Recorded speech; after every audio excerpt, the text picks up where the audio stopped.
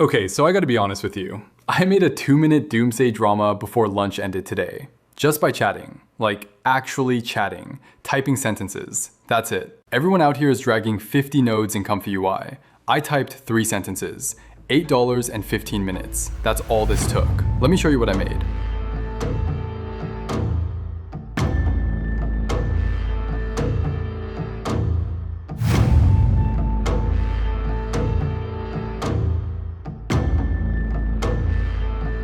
Alright, let me back up and tell you what's actually happening in AI video right now, because I've been messing with this stuff for a while. ComfyUI, Pika, Runway, you name it. And here's the thing, there are really only 2 paths right now. Path 1, and this is where most people are stuck. You open ComfyUI and it's just nodes everywhere, connecting to other nodes, models you have to download, checkpoints, LoRa's, text encoders, VAE stuff. A blank ComfyUI canvas looks like a conspiracy theorist's evidence board.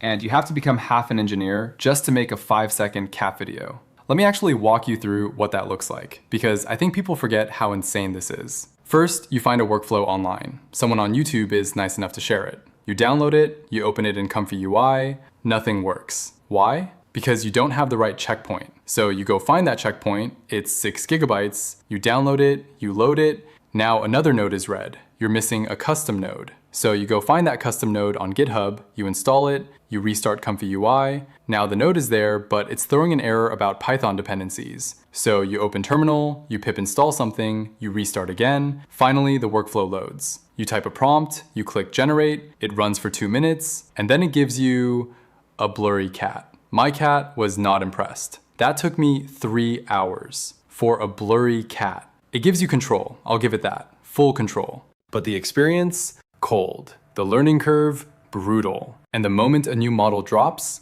oh, Sora's gone, Seedance is here, now Runway has something new, your whole workflow breaks. You spend more time managing the tools than actually making stuff. So when I first heard about ZooClaw's vibe drama agent built on Seedance 2.0, I was skeptical, not gonna lie. Here's what ZooClaw is. It's a team of AI agents. Each one is like an animal expert in its field. No prompts, no setup. You just pick an agent and hand off the work. Today we're looking at vibe drama. I thought, great, another AI video thing. Probably complicated, probably expensive, probably needs a tutorial. But then I actually tried it. And this is where path 2 comes in. Another path is making AI your creative crew. You just say what you want. No nodes, no checkpoints, no downloading models, no terminal, no Python dependencies. No watching a 2-hour tutorial just to learn that you needed to update your CUDA drivers. You open ZooClaw, you go to Vibe Drama, and you start typing. Like, actually typing. Natural language. The way you'd explain an idea to a friend. Now, full disclosure, this is my first proper try with it. I'm not sponsored to say it's perfect. I'm just showing you what happened when I sat down with it for 15 minutes before lunch.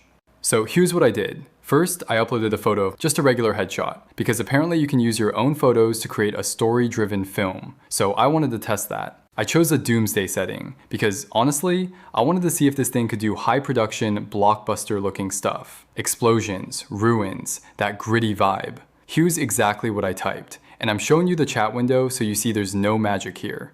Quote, I want a 5-minute doomsday short film starring this person, a lone survivor in a ruined city. Dust everywhere, abandoned cars overturned. She finds an old radio, static. Then a voice breaks through. She's not alone. Make it cinematic. Make it feel like A Quiet Place meets The Last of Us.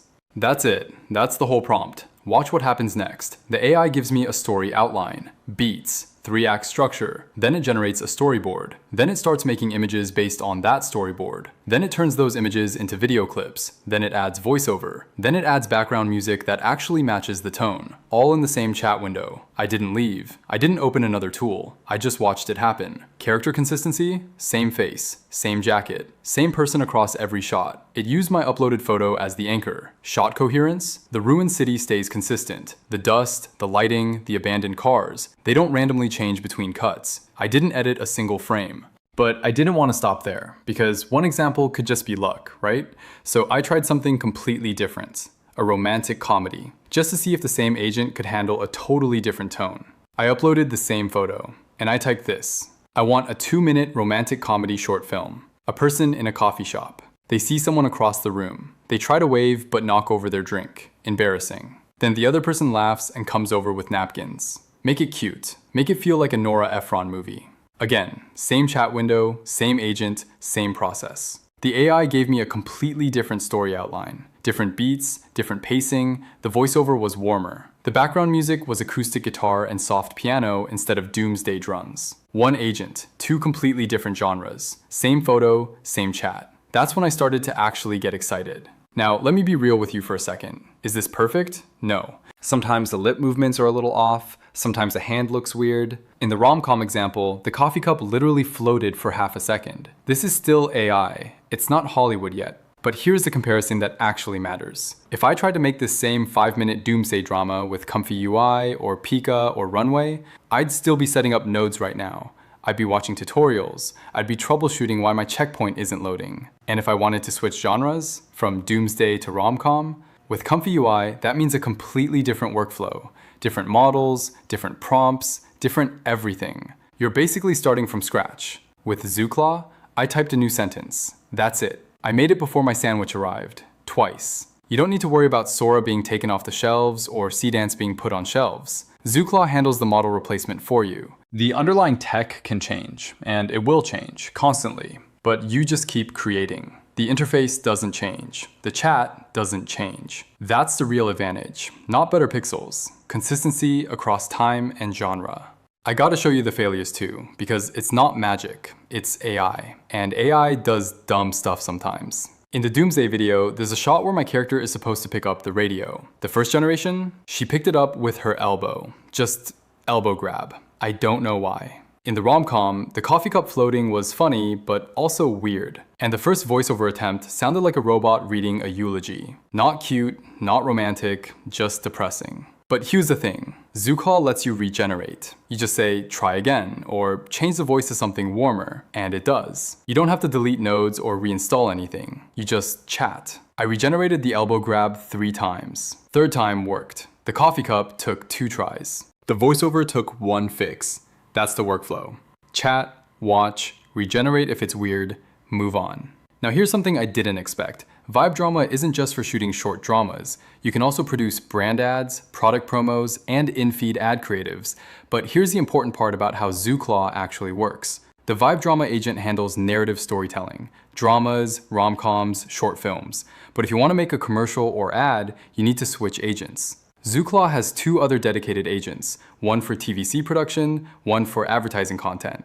So let me show you what that looks like in practice. Instead of staying in Vibe Drama, I clicked over to the TVC agent window. Same platform, different agent. I typed, make this a 30-second car commercial. Cinematic, hero shots, the car is freedom. The TVC agent gave me shorter outputs, 15 to 30 seconds. More punchy, more product focused. The voiceover sounded like a real commercial narrator. No robot voice. Then I tested the ADS agent window. Even shorter, 5 to 15 seconds. Designed for social media feeds, fast cuts, hook heavy. So the workflow isn't one chat window does everything. You choose the right agent for the job. Vibe drama to narratives, short films, dramas, rom-coms, TVC agent to 30-second commercials, brand spots, ads, agent to social media ads, fast hooks. Same platform, same login, same easy chat interface, but you switch windows depending on what you're making. If you're a marketer or creator who needs to pump out actual commercials, you've got options. Okay, so you just watched this thing make video, and honestly, that's the part everyone expects an AI tool to do these days. But here's what actually got me, and it's the reason I wanted to show you this part. The same platform, same login, same chat box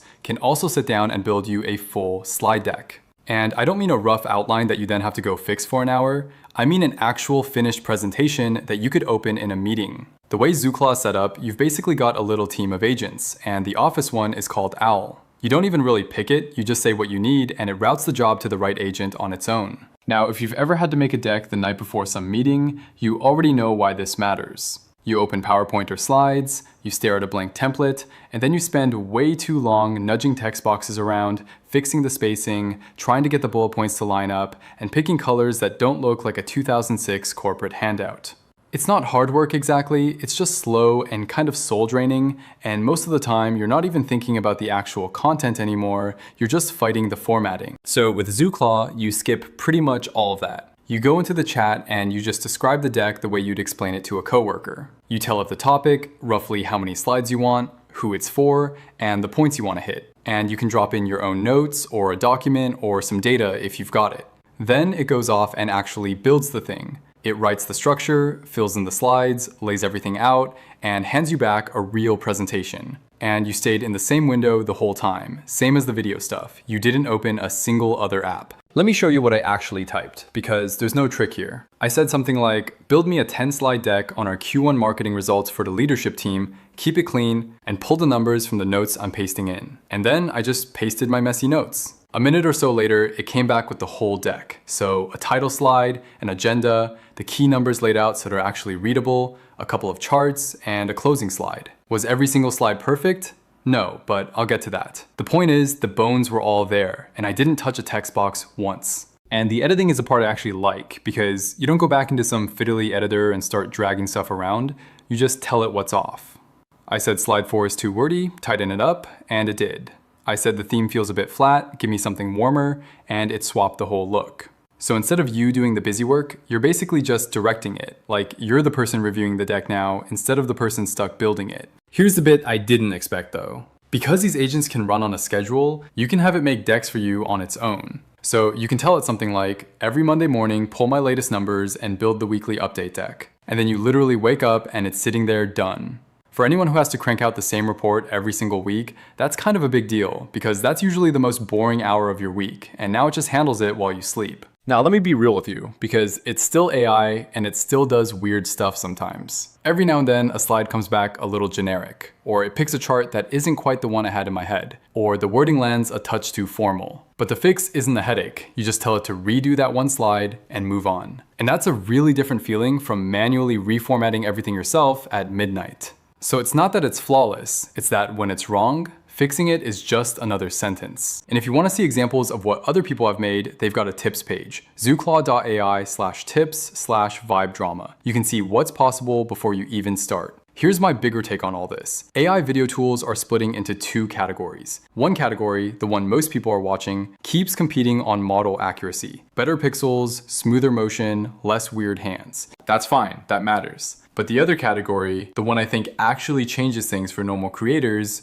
you just talk and it makes the thing. Making a drama as effortless as posting a text message. ZooClaw is in that second category. And honestly, that's way more interesting to me than who has the sharpest render. Because I don't want to be an engineer. I want to be a storyteller. Do you prefer the fine-grained control of a workflow style, or the chat style description equals finished video? Let me know in the comments. I'm genuinely curious which camp you're in. Look, if you want to try this yourself, and I think you should just to see what happens when you stop fighting nodes and start typing, here's the link. That's enough to make a bunch of stuff before you decide if you like it. No pressure, no paid partnership thing. I'm just showing you a tool that surprised me. I'm Eric, go make something dumb, then make something good.